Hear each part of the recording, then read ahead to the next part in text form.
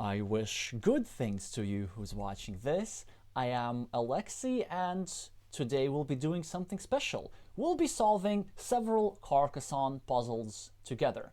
The website that you're seeing was designed by the Japanese master with the screen name Koki Yamaguchi, which I think is their actual name as well. It is topcarcassonner.com. I think top is with a dash. Anyway, the link to that website in the description. It is awesome. You can also play Carcassonne against other players, just like in Board Game Arena or Brettspielwelt or any other website. But here, this website is devoted just to competitive Carcassonne, and in addition to simply playing Carcassonne, you can solve puzzles. Every day they publish a new puzzle created by Japanese Carcassonne community members, and then you can figure out the game position, and you can vote on the move that you think is best in that game position, and then you can see how others voted. So today we'll be solving 7 or 8, I don't remember, new puzzles that they have recently put out. They typically upload 1 puzzle per day. I haven't seen those puzzles before. I will be walking you through my thought process, and then we will be seeing how other players voted. So we're going to start with the most recent puzzle. It's called Distracting Vacant City. So what do we have over here? We're always playing the yellow meeples in these puzzles, which I absolutely love. So 4 meeples, 7 points, 10 points, and we need to place a Dorito tile. So this is pretty interesting. What is the best move? Try to think with me. By the way, there is no correct answer. Well, obviously there is correct answer in the sense that there is a best move, but like there's no way to prove that. As you see, this position is in the early middle game, so there's not really going to be a forced winning sequence. We just need to figure out which move is best and why. Well, it is a shielded city tile, so the best move is to score a city, and given that we have this nice city piece over here, the first thought that comes to mind is, of course, maybe place the Dorito tile like this or like this. I think, however, that both of these moves are wrong just because we have so many juicy city tiles and this city becomes very vulnerable immediately. It's possible to attack like this from above. Well, and the other option is even worse. If we do this, somebody can attack from below. I mean, the idea of doing this, we can just YOLO it, but 7 points is really, really painful to give up if our opponent gets like a triple city cap plus triple city tile sequence. So I think the solution here should be this or this. Now this is super, super tempting because we're just 1 tile away from closing our city completely. Maybe if our opponent gets something like this, if our opponent gets a road tile or whatever, we get a triangle, and then we get a triple city cap. But I think the best move here is to actually go over here and place a meeple on the city for 2 reasons. First of all, we have now 2 lucrative cities open. They are quite juicy, and our opponent will not be able to attack both of them. In all likelihood, our opponent will be able to attack only one of them. And this is exactly what we want. So that we place a meeple over here. Maybe we finish this meeple with a city cap, our opponent tries to block, and like we get blocked over here, we get a quadruple city tile, grow this for 10 points. And in some scenarios, we are even getting both of these cities, because this move over here is actually quite useful. In addition to starting a new city, it makes sure that there's 1 fewer attacking spot for this city, so we're 1 tile away with any Dorito tile. Dorito with regular, Dorito with the road. We can place it over here and cover up our city from future attacks. So let's lock in the move, place the meeple. By the way, on this website you can also write commentary, so let's just write cleaning off an empty city cap, which means cleaning off a city cap is an important concept for you know, playing in the opening, because it makes sure that if our opponent has a city cap, they are not able to score easy 4 points. Plus opening a second city threat, plus plus defending the main city from attack. So yeah, so this position looks very good for yellow, if you ask me. Let's vote, and let's see how other players were solving this. So yeah, so Alexey, that's obviously my screen name. Ooh, that's an interesting idea. I thought about this, about the self-invasion. This is definitely reasonable. You can kind of build a big city over here and just say, you know, what are you going to do? You're not going to get 2 meeples in. The problem with that move is that our opponent can get like a quadruple city tile maybe, and then try to block it and make sure that this is one big ruin for 2 pieces. Even if we score like 20 points with this ruin, it's actually is unlikely to win the game, because the field that our opponent has with the 2 meeple majority, it is likely to grow beyond 20, maybe 30 points. So the meeple advantage that our opponent is going to have, I think, will be just too much to deal with if we get 2 of these meeples trapped. I mean, again, sometimes we just like finish both cities, not both cities, but we finish one city with both meeples. But then I'm thinking, in those situations when that happens, this means that we get the city tile so fast that our opponent doesn't have a chance to block. And if the tile run out is such that it allows us to finish the city after self-invasion, the run out is such that it probably would have allowed us to finish a regular city, like with the city cap pointing downwards, as it was in the move that I suggested. That's interesting. So Blue Cup is a very strong player in Board Game Arena. So they are suggesting to sort of YOLO it and start a new city. Not start a new city, but kind of really try and complete it. Yeah, well, it could work. And maybe one of the positive sides for that is, let's say if our opponent gets a city cap to go over here, this means that this city cap will remain empty, and then we will be able to score 4 points. But then why score 4 points if we're able to score 8 points? I mean, this move is definitely legit. I obviously, well, I've locked in my move, so I obviously think that that's best. But let's see if anybody has any alternative suggestions. So somebody agrees with me, somebody tries to finish it from the other side, which I think is slightly inferior to this. Yeah, then, and several. This is also possible to simply prolong this city without a meeple. And several other players, including the creator of this website, kind of starting the city below. Okay, so let's go to the next puzzle called Sense of Values. What's that about? Oh, ooh, it's an opening puzzle. Oh, that's great. You know, the cool thing about these puzzles, they're just created by community members and approved by the admin, well, with the creator of the website. Well, in this case, it's also created by the creator of the website.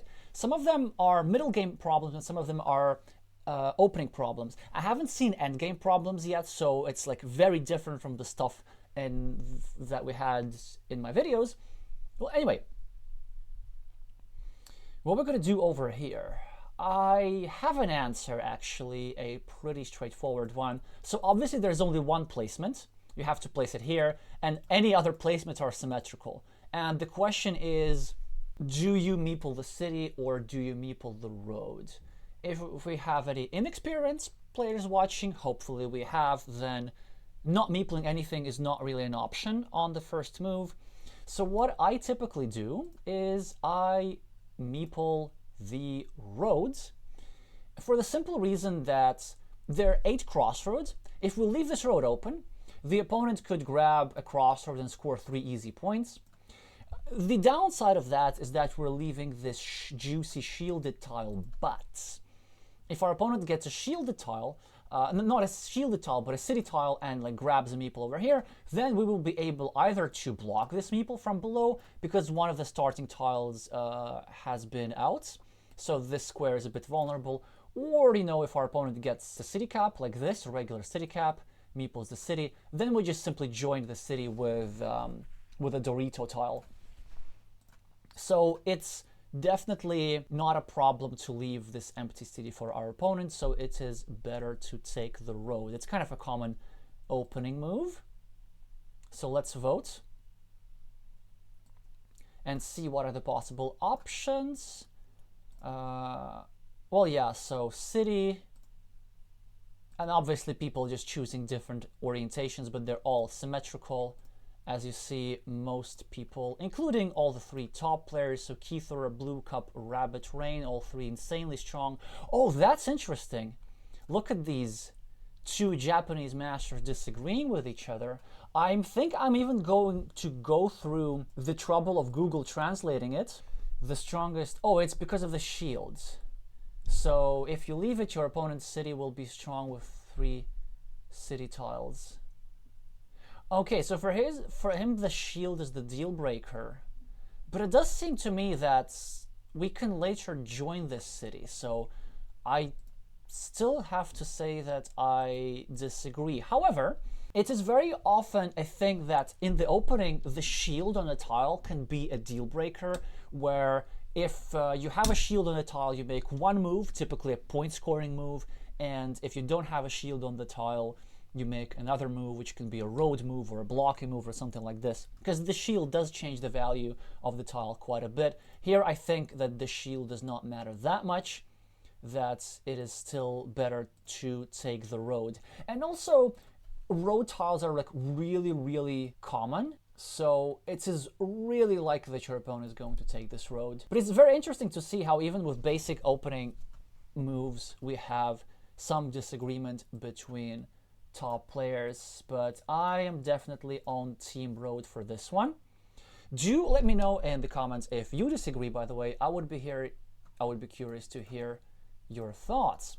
So puzzle number 3, called Good Waiter. We're playing yellow. As always, we have this tile over here, the city cap with a crossroads. So what are the possible moves? The possible moves are to score 2 points, which I think is not that strong because it leaves a city cap vulnerable and so on. And another possible move is to go here. Actually, why am I drawing when I can just click? It's like to go here and to meeple a city like this. Well, the idea is that our opponent could draw crossroads and separate these roads, and then with this move, we're sort of pre-finishing our roads. However, there's this looming threat of our opponents claiming this city or maybe connecting to this city. So I am kind of inclined to go here and at the same time bother this city a little bit, and also just simply try to run away with this part of the city. And actually, the more I think about it, the more I like that move.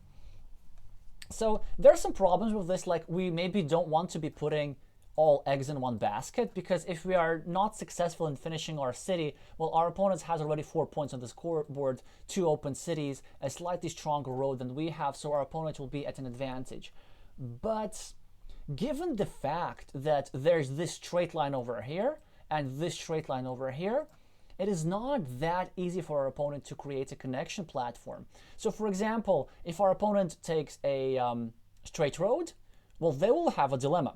They will either go over here, starting a new road, or they will need to spend a move just on a chance of connecting.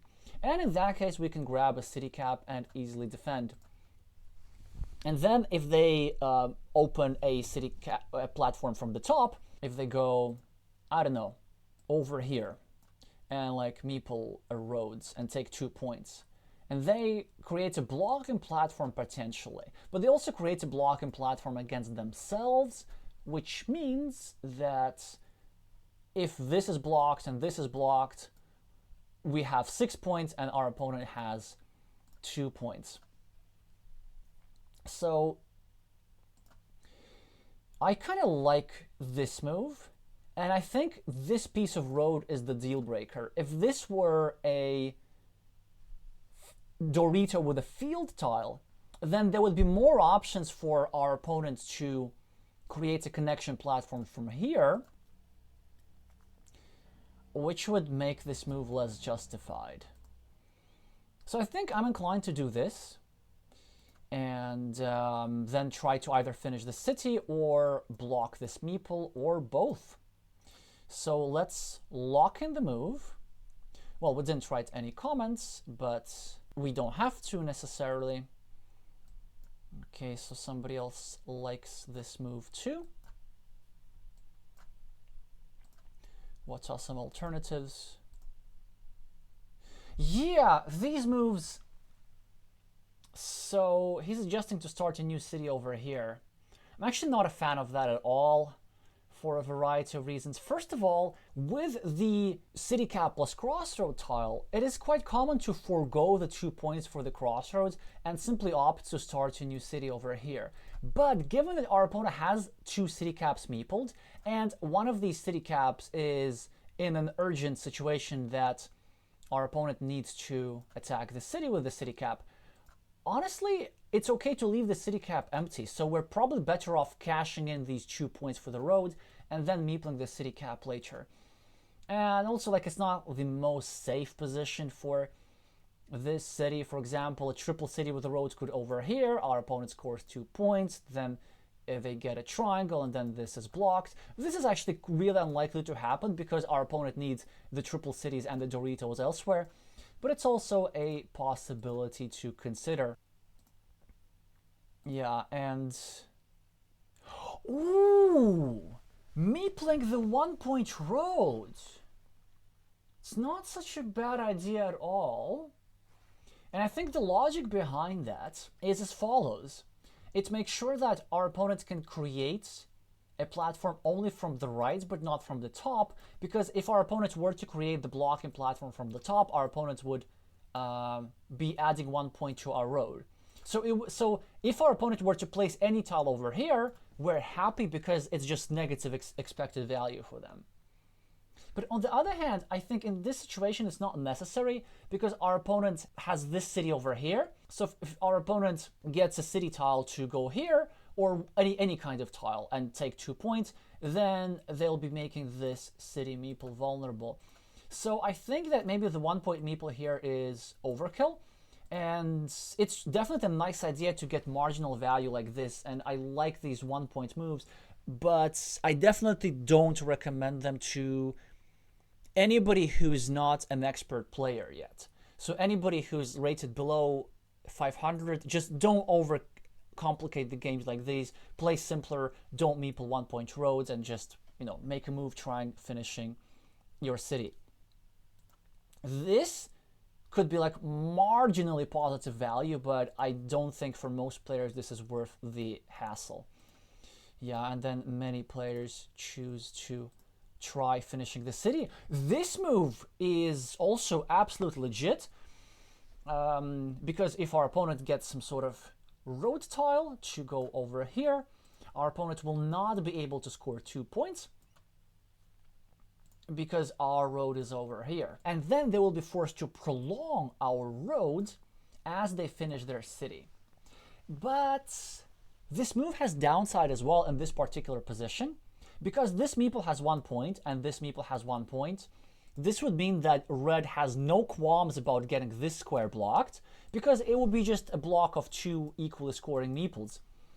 So red will have no problem using this route for starting an attacking platform against this city, and this can be used with tempo, with scoring 2 points, with like a triple city with a road tile, and then you get a Dorito and start a new city, and this is blocked. So this road meeple in this situation actually defeats the purpose of playing this move in the first place. The only reason this move works well is because there's this piece of road and there's this piece of road, so it's hard to create a blocking platform. And if you create the blocking platform from the top, then red's meeple is vulnerable. If we remove the vulnerability of red's meeple by equalizing it, it's just opens up too many opportunities for red. So I do think that the best move was indeed the one that we suggested. Okay, so we have solved 3 problems so far, and 4 more to go today. Unprofitable straight. Okay, so we're now in the middle game. How many remaining tiles? Roughly 30-ish, maybe a bit, yeah, roughly 30 remaining tiles. So what do we do here? We have 26 points, our opponent has 30, we have 2 meeples, our opponent has 3. Let's just have a look at the game situation. We have a tied 9-point field. Our opponent has a city open, which can become an 8-point city pretty soon. And our opponent has an extra monastery. We have this road, which is profitable, but like kind of underdeveloped a little bit, because this square is still vulnerable. You see there many crossroads have gone out, which means that there are only 3 crossroads remaining. So our opponent is going to place a tile over here. Then there are many scenarios where this meeple does not get to see the light of day again. So the conclusion, in addition to the fact that we have an underdeveloped city over here, some potential, but definitely red monasteries are stronger. The conclusion is that red is significantly ahead in this position. So this means that we should play more aggressively than normal. We shouldn't get desperate just yet, because there are a lot of good things that can happen. You know, we can finish this city with triple city tiles and triangles, whereas our opponent doesn't really have any good for triple city tiles, so we have an advantage in that regard. And we have a monastery spot which is vulnerable, but if we draw a monastery quick enough, we can still use it. This can still be thwarted with a straight road, by the way. Our opponent has a nice threat, like our opponent can take a straight line and then a Dorito tile or something like this, then get their meeple back but block our square. So it's a common threat with shared monasteries. Now, what could we do? If we were to meeple advantage, we could fight for a field, but we aren't. What are potential moves for a straight line? We can't really drop a farmer over here because this square is too vulnerable. We can't drop a farmer over here because this square is too vulnerable. So we can delay the field fight. Or we could actually go and drop a farmer like this, indirectly prolonging our road. And that would be really, really efficient. There are, however, a couple of problems like this. We would need 2 curves in 2 places, here and here. And our opponent would have 2 places to block our road from here and here. Okay, let me just actually click on the actual thing. So this is my first thought. Like, this is the ideal move that we want to be playing. The problem is that it is kind of useless because our opponents can immediately get a city cap and drop a farmer. And that is just so unpleasant if they do that. And we won't really have many ways to prevent that. There's still loads of city caps still in the deck. I mean, I can see that with the naked eye, but if we just open the remaining tiles, look at that. Look at that. Like, I mean, look at that. Our opponent's finishes the city really soon. And there's still a sufficient number of road tiles to sort of connect us to the farm, to the farm, to continue the roads. But this will mean that we won't have time to block this city or to connect to it. Ideally, we want to be drawing something like a curve going over here and making sure that when our opponent finishes the city, they cannot drop a farmer. But since we will be preoccupied with going over here and over here, we won't have time to block our opponent. So as a result, as appealing as this move looks, I'm not a huge fan of it. So I'm thinking of something else. We could, of course, try and block our opponent immediately, go over here. You know, pre-build a 3-point road. If we get a road end, we get 3 points and we try and block here.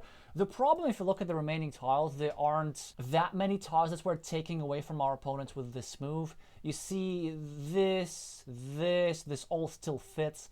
So we're just reducing it to 6 tiles, which is really a lot. Our opponent completing this city should be pretty much considered inevitable at this point.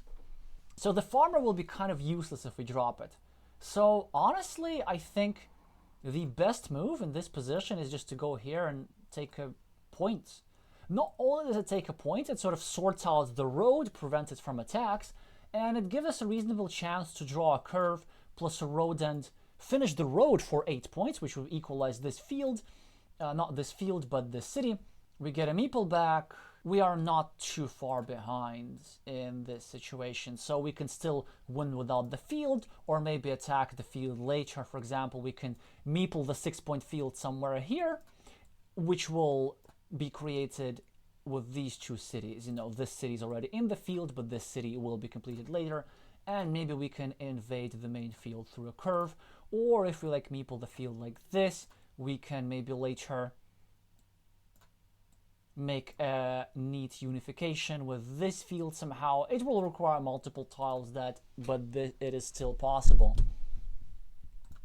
And actually, not the worst move is to go over here and meeple the field here like this,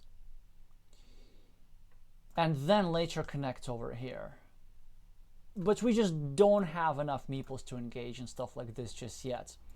So this is all for later, because there's still many places where we can gather value. For example, there's still the monastery spot, which we could take advantage of theoretically too, and we really need to have meeples in hand for this kind of thing. Then, of course, there's this place over here, where if we draw... Actually, no, this place doesn't matter.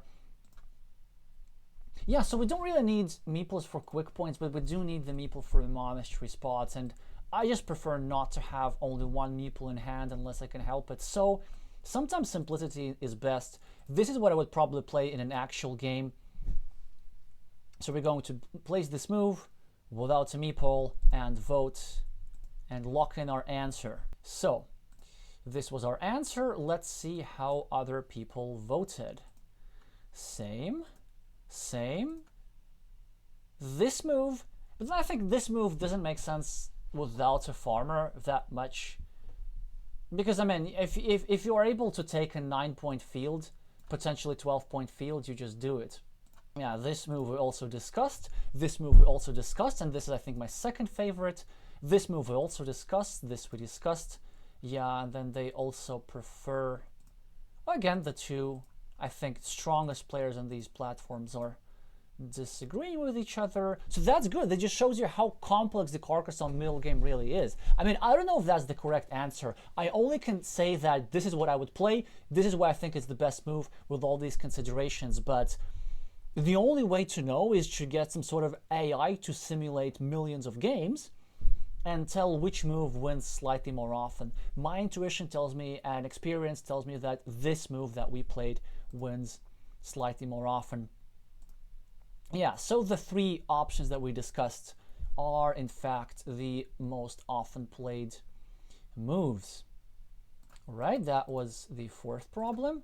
We are going to go to the fifth problem. Opening 2.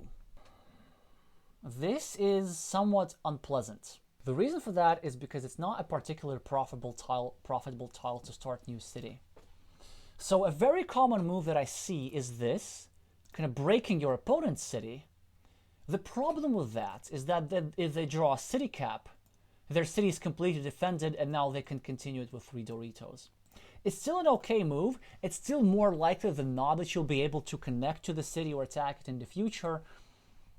But I'm not a huge fan of these moves. I sometimes play them.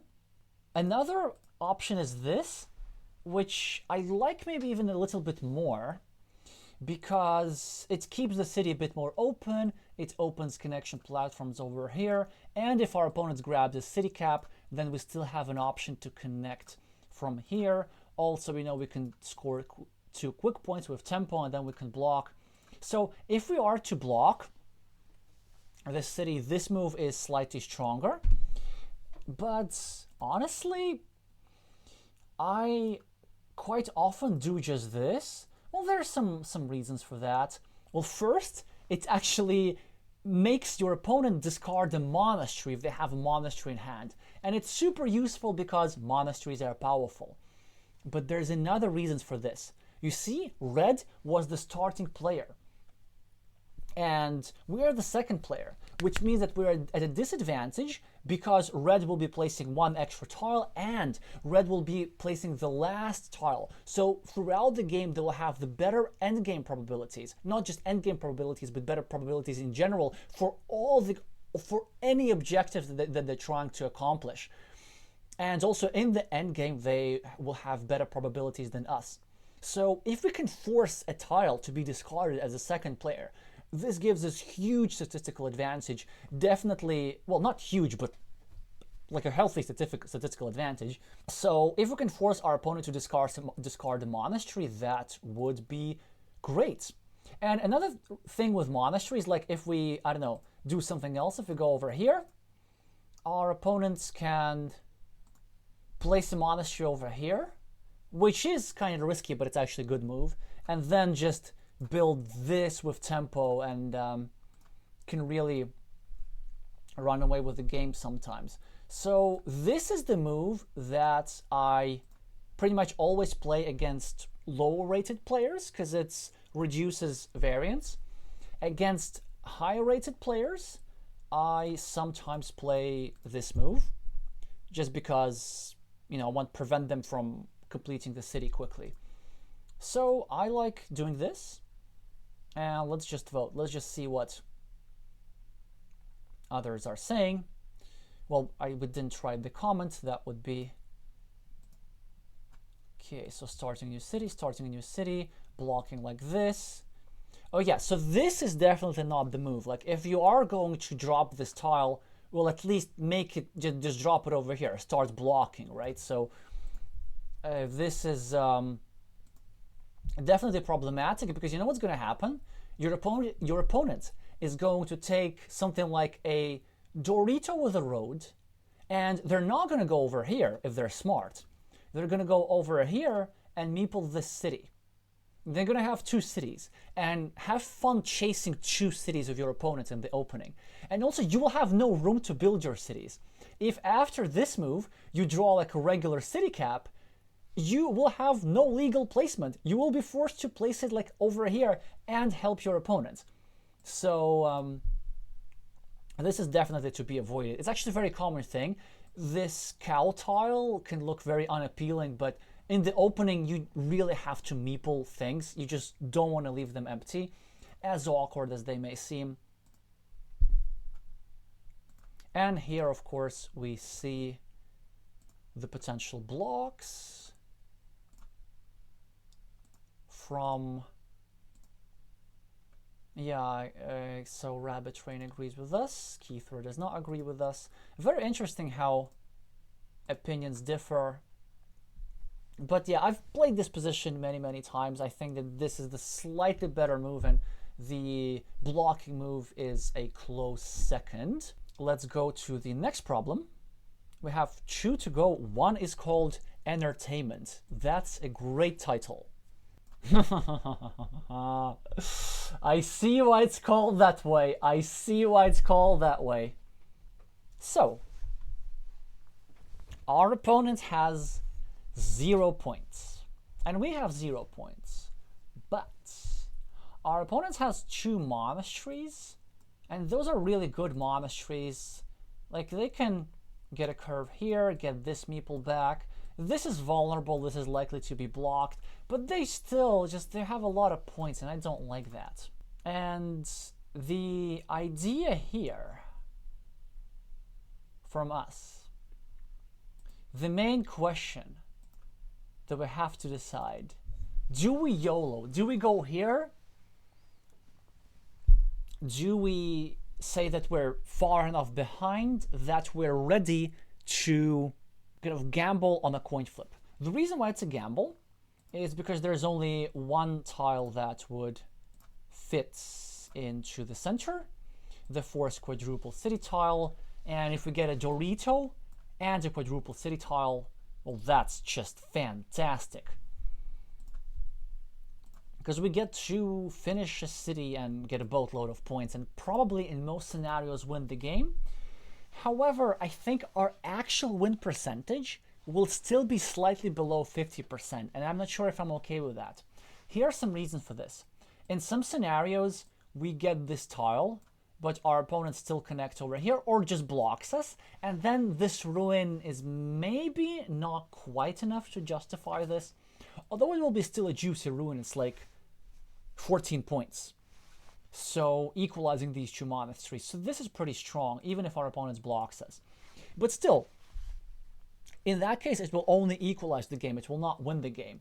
Now, for example, if a divider tile were already there, then I would be much more a fan of this move. Another reason why our win percentage is not as great as it could have been is because of this tile over here. This means that we would need to kiss goodbye to the forced quadruple city tile motif. You know, there's sometimes the situation where our opponent draws the quadruple city tile, but there's no legal placement where they can put it on the board, so they're forced to help us and place it in the only square where they're allowed to play this tile according to the rules of the game. And by the way, I've shown a couple of games like these on my stream, especially if you have a look at Carcassonne against subscribers number 14. That was a recent stream. That was the very beginning. I'm pretty sure you're going to like that game. So this sort of stuff happens. But because of this tile over here, there's the city piece over here, there's the city piece over here. This will mean that if our opponent draws a quadruple city tile, they can just place it over here. So we have no additional equity from the quadruple city tile motif. Like, if this tile weren't here, I think we have just enough equity to justify this. But I think the main question is, okay, if we don't play that move, what do we play instead? And it's a juicy shielded tile, so a reasonable move is to start a new city. Actually, I quite like that. I mean, it's a really good tile to start a new city. Our opponents can't really block from this side because this would make their monastery square vulnerable. And this is like a super safe location. We can get this done really quickly. And the problem with that is, well, we leave this square open, and what if our opponent does the thing that we do and maybe gets the same tile or a similar tile and then decides to YOLO? Like, are we okay with that scenario? Because then we will be in a worse situation. You see, we will be still flipping for the game. If our opponents get the city tile, they probably win. But if they don't get the city tile, they do not necessarily lose. Because they have these advantage for two monasteries, and if they get these meeples back, maybe they get a tile over here, a meeple like this, and they don't draw the quadruple city tile, and they get 3 meeples trapped versus 2, and they're at a meeple disadvantage. But at least they're going to have some points already accrued to compensate for this meeple disadvantage, so we don't always win that often. But still, maybe we should kind of let it go and put them in a position where they need to make such a decision. Now, of course, we could forego this tile whatsoever. We could just place it over here, and this would be a neat idea. And this would mean that if we draw the quadruple city tile, we still get to benefit because we get to place it over here, and then we get to like build a big ruin and ultimately win the mini battle against these meeples. So this is an option. Of course, this option allows for somebody to draw a splitter and then meeple and try to win the city outright. So this is an option as well. But the question is, do we really want to spend such a juicy tile on simply preventing our opponents from invading the quadruple city? And I think the answer is no. We are a bit behind. Like, we really don't have time to make moves that minimize variance. We just have to pick up some scoring. So I think it's really between this and this. And I think it should depend on who you're playing. If I'm playing against a higher rated player, and if you're playing the world champion or whatever, just go here, like go for the 50-50. Honestly, I think it's a good idea. Because then if you win, there's nothing that they can do if you win the city. But if you're playing against somebody who you know is less experienced than you, who's likely to make mistakes, you probably don't want to rely on the quadruple city tile just yet, and you can go over here. The question is, how do we vote? I think we should write this in the comments. Depends on who we're playing. If we're playing a higher rated player, it is okay and maybe even better to go for the 50-50 gamble. If we are playing a lower rated player, it is better to try scoring elsewhere because the game is still young. So I think let's vote for the least entertaining move. Let's just vote for starting a new city, but this is what we really mean. Well, yeah, so this was the other move where we get to benefit from the city tile. And actually, if we draw the splitter, it allows us to change our mind in the future. Then if we draw a splitter tile, we can place a meeple here ourselves and then say, you know what? We're still going to try win the city, except that if we win this city, it gets completed the moment this tile is placed here. So if we get a splitter, meepling this tile is just a little bit stronger. The disadvantage of that move is, again, we're sacrificing 2 points just for like reducing variance.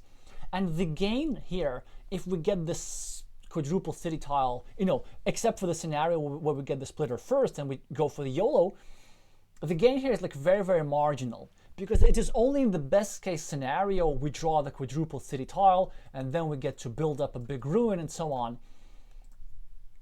In all likelihood, we will be drawing some city tiles before we draw the quadruple city tile. I don't know, we can draw like an extender and we can draw a triple city, and those we will have to like pretty much discard or use unproductively. And so then after we draw the quadruple city tile and we can freely build our big ruin, these tiles that can give us points for the ruin could no longer be available in the deck. So it's a decent variance reducing move, but kind of marginal. Yeah, so they want to go for the gamble. I don't blame that. That's another way to reduce variance completely. But then, wow! Wow! This is a great move. I should have seen that. It's a great move. Yeah. Do I like it better? So here are the advantages. You see, instead of relying on one tile, we're relying now on 2 tiles because there's still 2 triple city tiles with a road that fits into this square. But this situation requires us multiple tiles to continue the city. And maybe this gives us time for our opponent to connect. And then we don't win this city. However, if we don't win this city, maybe our opponent goes over here and connects. And in some scenarios, we draw these tiles, but we don't put them in this square if our opponent has connected their meeple, like this. We just put them over here, and then we build a ruin over here. And as a result, our opponent is trapped with 2 meeples, we're trapped with 1 meeple, and we can just change our plans. There's a third scenario. Our opponent draws a triple city tile like very quickly. I don't know, places it, I don't know, wherever, just discard it somewhere. Here and here, for example. And then we know that we have lost both coin flips and we can't fit anything here. In that case, there are still 2 splitters with which we can bail out and finish a simple 8-point city. So this is why I really like this move, and probably out of all the moves, yeah, I overlooked this. I think this is actually the best one. So this is why I like this website a lot. By seeing how everybody else voted, you can contemplate moves that you wouldn't have thought about. Do let me in the comments if you actually have thought about this move. Yeah, oh, so multiple players are suggesting this. Yeah, okay, so it's actually many players are suggesting this. Is this a blunder that I didn't spot this? Maybe. But I think starting an 8-point city below is also kind of okay. But yeah, this is really strong, of course. And some players really like the gamble, but doing the gamble from the other side both has slightly better probabilities and just has way more flexible positive scenarios for us. Well, what a great puzzle. So I think we have one more to go. The problem is called outrageous damage control. So this position will require a careful analysis. So plus 12 for us on the scoreboard.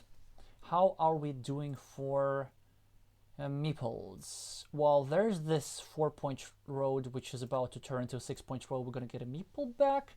Our opponent has 4 points over here, and there's still 1, 2, 3, 4, 5 Dorito tiles. Oh, 4 Dorito tiles, with which our opponent can get a meeple back. So, okay, so based on this fact, and knowing the title of the problem, I think I know the move that they have in mind. And this is so cool. I really love this pattern, but let's see if this is actually justified. So let's just do a full analysis of the position. We have a block true in 1, 2, 3, 4, 5, 6, 7, 8, 9. So 9 points over here. Our opponent has 1, 2, 3, 4, 5, 6, 7, 8, 9 points in this mini battle. So I think this sort of cancels out. These monasteries kind of cancel out. Our opponent has a 9-point field. I think it's like +6 for us or something. I think it's exactly +6. And, you know, lots of things could happen still. We could, I don't know, connect to this field if we have to, or finish this monastery, or finish this road. This field, I presume, is going to equalize. Now let's check, is this meeple completely deceased, or does it actually have prospect? And I see that this tile, and this tile, and this tile, so all 3 dagger tiles that would fit into this square are out, so this square is blocked. This means that this meeple is permanently blocked. So what are actually the remaining tiles? Let's just try to do the calculation in the head. I'm just going to like really quickly see how many there are. Okay, roughly 10. So there are these 4 Doritos. How are we doing for city caps? 1, 2, 3, 4, 5, 6, 7. 2 curves. I said city caps, but I started counting curves. A monastery with a road. 2 straight lines. That's already like 9 tiles. How many city caps do we have? We have 0 vanillas. 1, 2, 3, 4, 5, 6. We have 0 daggers. Okay, I know where this is going. I know where this is going. And we have, well, we have 1 splitter. Yeah, that's the problem. We have 1 splitter. And we have this 1 vertical city cap piece.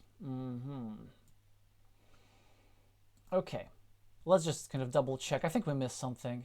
Oh no, we named everything. Yeah, so 1 curve, the crossroads was missing. And then there were some city caps like these, but these are actually not relevant because the move that I'm pretty sure the creator of the problem had in mind is this one.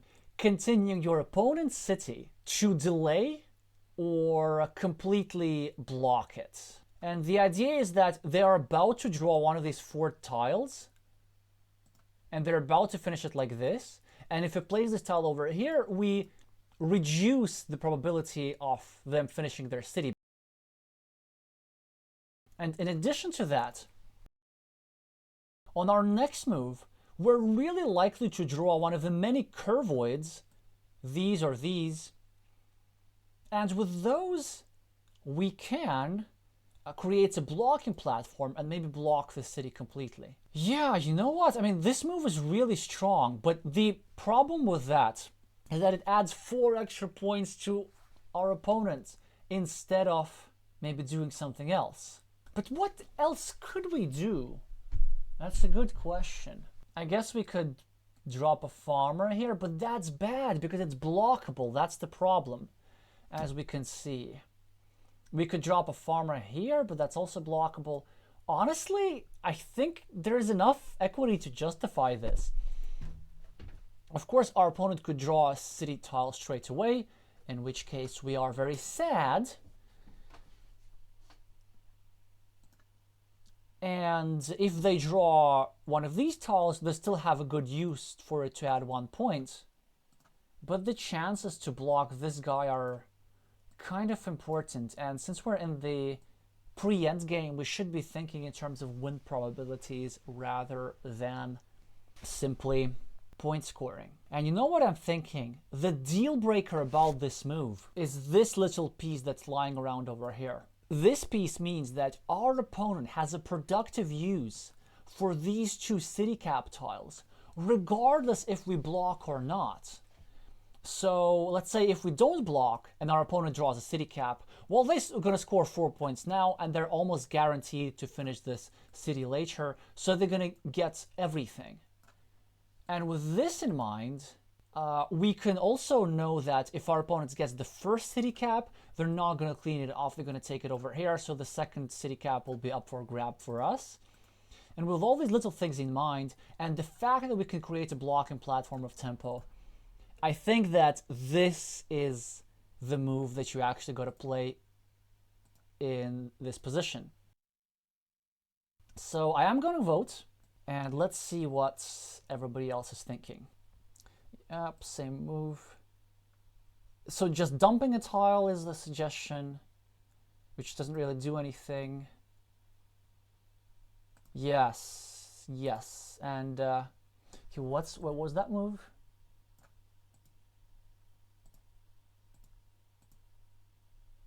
Yeah, connecting to a farm. Ooh, that's actually quite interesting. So the idea is that we are pre-meepling a 6-point farm. I'm gonna start liking it. We have one tile, which allows us prolonging the farm for like 9 points, 12 points even. And we can still try blocking the square later. We have like 2 blocking tiles, although I wouldn't really count on that. That's an interesting move for sure. That's definitely a worthy consideration. Yeah, and then the block. Well, this farmer is definitely a mistake because it's just so easily blockable. I don't think we're that desperate to go over here.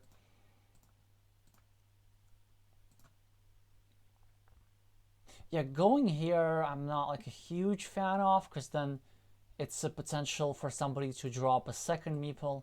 And it's just dumping a tile. I don't think I'm a huge fan of that. Rabbit Rain also likes dumping the tile. I'm not a fan of that at all. I mean, we have to do something with this tile. Honestly, I think it's either this or the move from Nijiripe to pre-meeple another field. So I actually quite like that. Well, anyway, this is what this move is. Do let me know in the comments what you think. Yeah, part of the thing that we should consider is the game situation.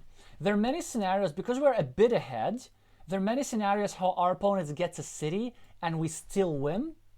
But it does feel to me that our win percentage is still slightly higher if we do that kind of thing. Well, anyway, was that the last puzzle? Let's just double check real quickly.